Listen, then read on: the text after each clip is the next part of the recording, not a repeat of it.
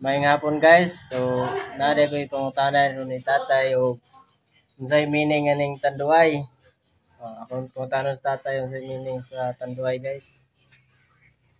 Unsa gitoy meaning sa tanduay tay? Tanan, ani-aniin, demonyo o giyawa, rayuma, hubak o malaria. Dayon ang resulta kamatayon.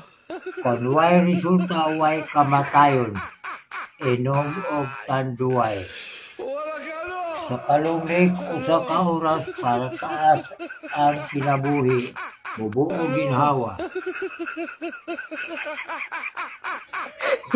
Dayon ang meaning sa kulapo, kamatayon og lubog ayaw pa og bae.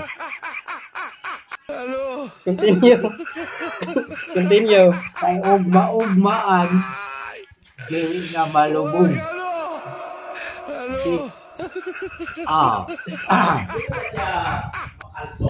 Ang ato lang ini na atong tumanon ug unsay naisuwat sa Okay guys, so mao to yung meaning sa tanduay ug kulapo.